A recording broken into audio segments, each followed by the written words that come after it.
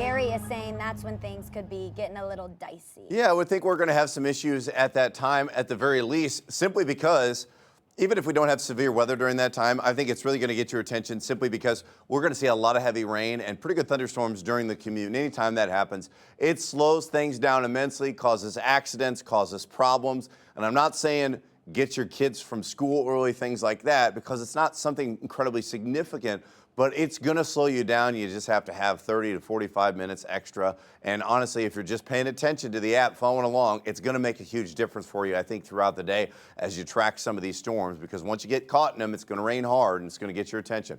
Temps in the 70s in the city where it is raining right now. We're in the mid 60s. That's what we continue to follow along. I want to update you on why we've been upgraded or how we've been upgraded to a slight risk for severe weather for a good majority of us throughout today. And one of the main reasons I think that we are is simply because, as we've talked about this all week, and maybe we pointed out that there was a severe weather threat and talked about a weather impact alert, but also said, hey, I'm not sure how significant it's going to be if we have rain throughout the morning and we don't have time for the atmosphere to recover. Well, we haven't had rain much this morning. We are going to see this line of rain, but we already have regeneration behind it with better forcing in this main line. So I think that's what's going to be the case as that settles in. Once this pushes through, we'll see another line develop, and that's going to be something that we watch out for later on this afternoon. You'll see right now, watch how this rain fading to some degree. And I think that's not out of the question as we continue to focus this throughout. We're going to see light rain that settles into the region, right? But it's not a steady soaking rain. If we had this for 3-4 hours, our severe weather threat is next to none, right? We have cool, stable air. But if it moves out, we allow the heating of the day to work its way in. And then we also see that opportunity. I think you're going to see better chances for severe weather from 2 to midnight. Now, 40 to 60 mile an hour wind is possible. Large hail. Those are our two things that I think we're looking at in terms of our best threats throughout the region. And I want you to stay aware during the commute because, like I said, that's where I think we're going to see our biggest problem. Even if we don't have severe thunderstorm warnings, which I think we will, at least a couple, right? But I want you to see that because I think that during the commute, we'll see rain, and anytime we have that, and with any severe weather, I want you to check in for updates, especially before you leave or follow along with the app because we'll be streaming.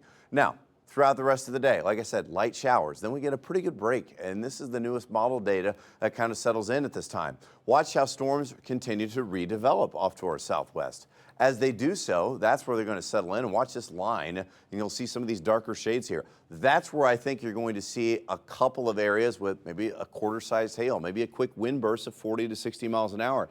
And as that pushes through by 3, 4, 5 o'clock, guess where it is? Inside the 270 loop. That's really going to slow us down. And you'll see a few of these storms. Are all of them going to be severe?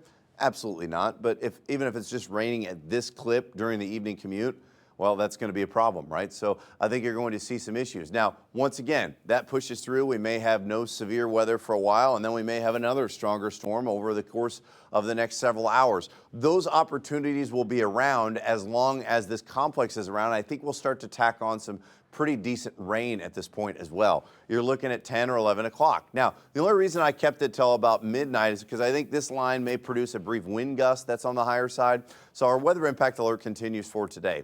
Low 80s throughout the afternoon. Now, as we rebound nicely, I think you'll see conditions that start to become a little bit more active by 2 or 3 o'clock. And as we see that rain settle in, we'll drop into the low 70s with scattered showers and thunderstorms. I think we see a pretty good rain for us as well. Now, as we head into the early morning hours, are you worried about going to bed and thinking about severe weather? We don't have that at all.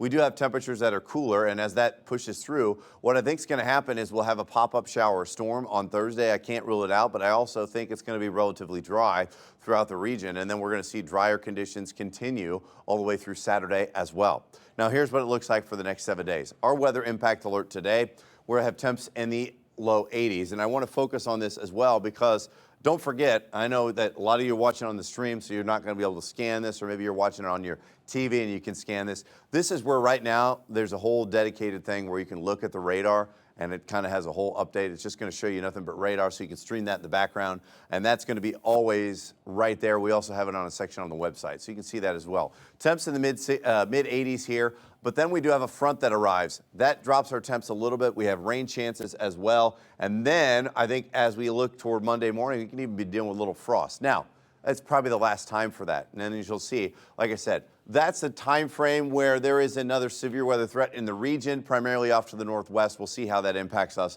I'm not sold on that being a problem yet, but it's something that we're still monitoring. And then after that, I think conditions really warm up over the next few days as we see a dry start to the week and then hit and miss rain chances. And I think we avoid our severe weather chances. But right now, focusing on some rain